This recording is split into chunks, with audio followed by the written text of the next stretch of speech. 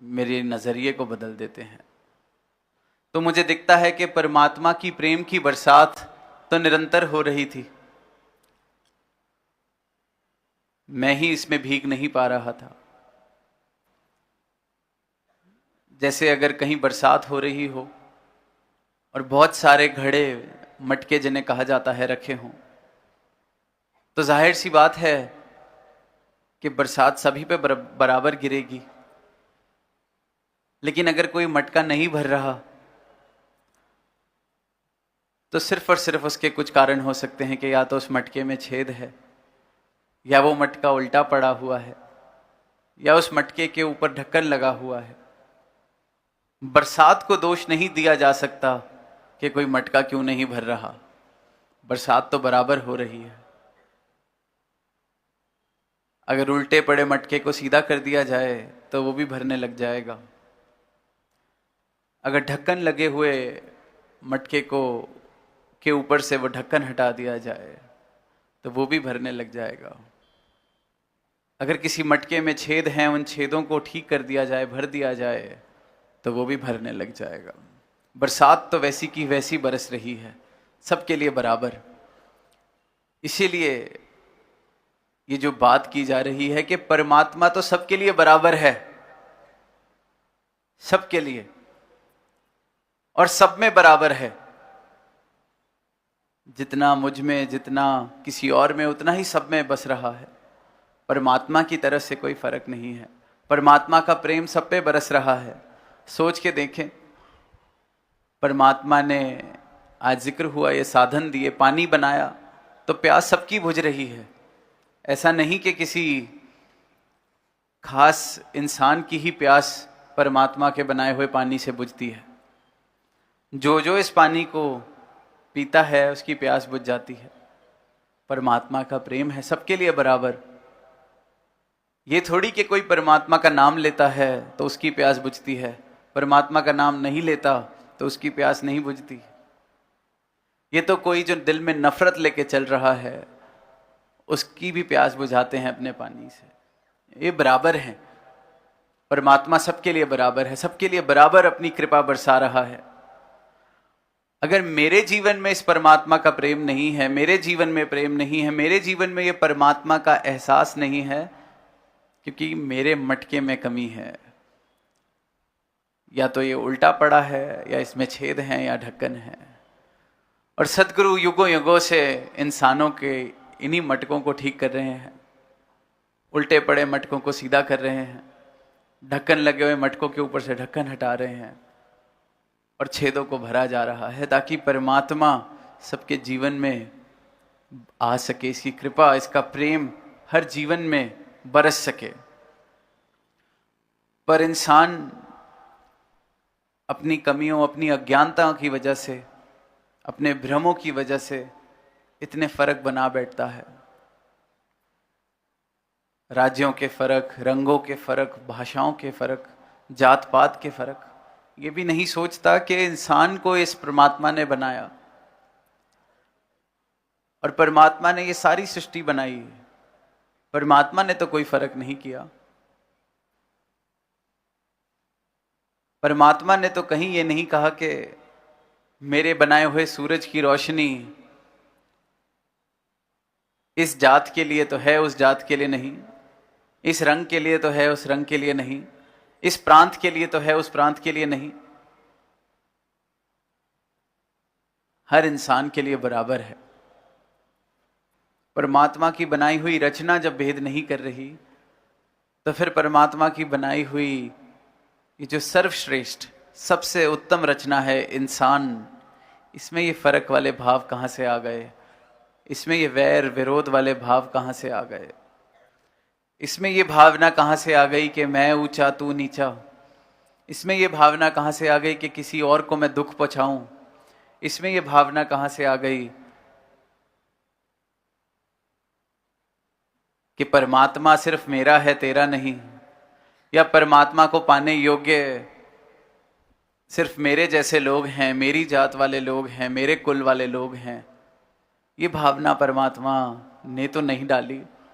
परमात्मा ने तो एक जैसा, एक रूप में सबको बनाया। God made man in his own image, हम बार बार पढ़ते हैं। पर फिर ये भी तो देखें कि इतने संकेत, इतने इशारे इस दुनिया में, इस सृष्टि में बराबरी के, परमात्मा के प्रेम के। ये धूप बरस रही है, हवा चल रही है, ऑक्सीजन है, सबके लिए बराबर है। इंसान इतनी दीवारों में कहाँ फंसता चला जा रहा है? कारण सिर्फ और सिर्फ इंसान की अज्ञानता है। और दुख की बात यह है कि इंसान ने अपनी अज्ञानता को मजबूत करने के लिए और अज्ञानता को बचाने के लिए नाम भी परमात्मा का इस्तेमाल करना शुरू कर दिया है। इंसान अगर आज इंसान का दुश्मन बन रहा है तो देखते हैं कि धर्म के नाम पर ही दुश्मनी हो रही है। बंटवारा इस परमात्मा का भी कर बैठा है, मेरा ईश्वर ऊंचा तेरा ईश्वर छोटा। परमात्मा के नाम को उस काम के लिए इस्तेमाल कर रहे हैं जिस काम के लिए इंसान को बनाया ही नहीं गया है। और इसका कारण केवल और केवल अज्ञानता है, केवल और केवल अज्ञानता। और इसी अज्ञानता को मिटाने के लिए सदगुरु अपना ब्रह्म ज्ञान झोली में डाल रहे हैं मानव की, कि इस परमात्मा के दर्शन करो, अपने मूल को पहचानो, अपनी पहचान करो। अपनी पहचान अगर हो जाए तो फिर कैसे अपनी पहचान से विपरीत हम चल सकते हैं? एक कहानी कई बार पढ़ी होगी कि एक राजा ने अपने बच्चे को बेदखल कर दिया था बाल उम्र में, कि ये बहुत ही किसी काम का नहीं है, राज्य से निकाल दिया। अब वो किसी काम का नहीं था तो ज्यादा कुछ कर नहीं पाया अपने जीवन के साथ। जहां जाए जैसे भी गुजारा कर रहा है, कभी सड़क पे सो रहा है, कभी कहीं किसी से रोटी मांग के अपना गुजारा कर रहा है। कई वर्ष बिता दिए ऐसे जीवन जीते जीते, खुद ही भूल बैठा कि किसी जमाने में मैं भी राजमहल में रहा करता था, मेरे पिताजी राजा हैं। आदी हो जाता है इंसान, भूल जाता है। अब जीवन ऐसे मांग मांग के जीते जीते हालत कोई दूर से भी देखे तो पता चल जाता है कि इसका गुजारा तो मांग मांग के ही चल रहा है। फिर कहते हैं कहानी में कुछ ऐसा हुआ कि क्योंकि राजा की और कोई संतान नहीं, तो अंतिम समय में भेजा गया कि ढूंढ लाओ उसको, जैसा भी है तो बेटा ही, ढूंढ के लाओ उसको। अब जहां वो राजा के दरबार से उसके कुछ वजीर उसको ढूंढने गए, ढूंढा बच्चे को, और जब उसको बताया, याद दिलाया और बोला कि आओ, राजा ने ये सोने का रथ भेजा है अपने बेटे को बुलाने के लिए, तो जो आसपास के लोग उसको कल तक भिखारी समझ रहे थे, मांगने वाला समझ रहे थे, देख रहे थे कि इसकी चाल ढाल कैसी है, दूर से ही देख के उसको अलग रास्ते जाने लगते थे कि फिर कुछ मांगेगा आज। आसपास के लोगों ने जब देखा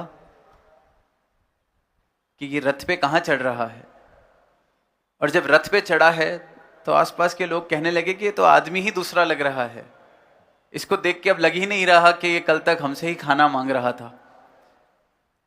इसकी चाल ढाल ऐसे लगने लगी है कहीं का राजकुमार है। एक क्षण लगा, पहचान मिल गई। अब बोले उसको कि जाओ वापस उस मांगने वाले की तरह दोबारा लग के दिखाओ, वो नहीं कर पाएगा, पहचान मिल गई।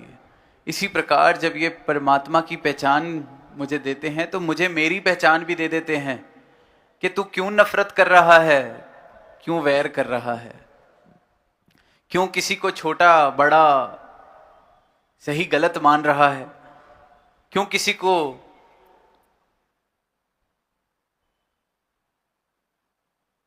उस नजर से देख रहा है जहां तुझे ये लगे कि वो मुझसे अलग है, क्योंकि पहचान नहीं है।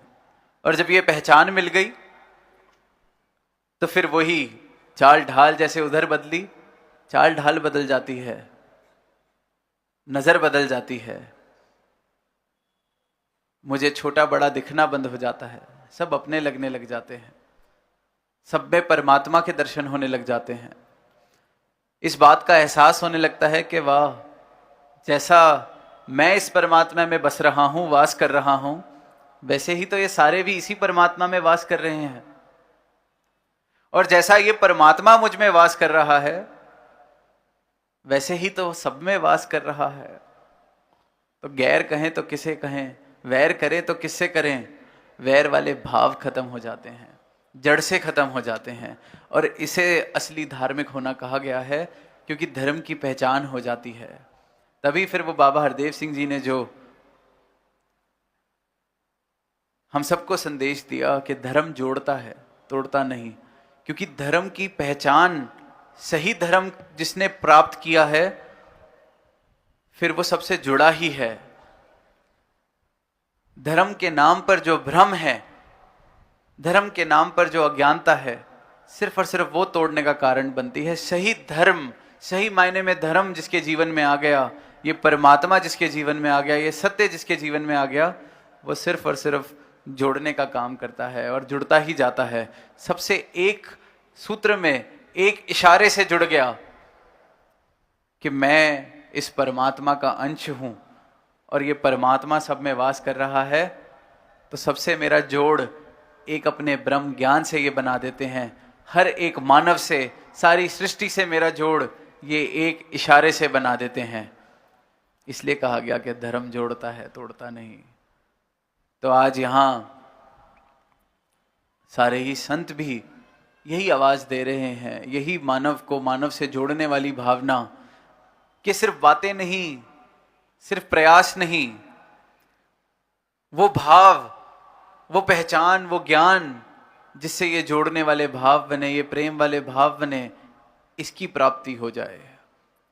जैसे हम सब घर पे पानी उबालते हैं, पानी 100 डिग्री पे पहुंचता है तो अपने आप भाप बनने लगती है, कुछ और नहीं करना। इसी प्रकार ये परमात्मा की पहचान अगर मिल जाए तो जोड़ने के लिए और कोई काम करने की जरूरत नहीं है, प्रेम लाने के लिए और किसी काम को करने की जरूरत नहीं है, एक सुंदर संसार बसाने के लिए और किसी काम को करने की जरूरत नहीं है। ये तो भाप की तरह अपने आप बन जाएगा। ये 100 डिग्री पे जैसे पानी उबलता है, वैसे ही ये 100 डिग्री वाला सत्य मेरे जीवन में आ जाए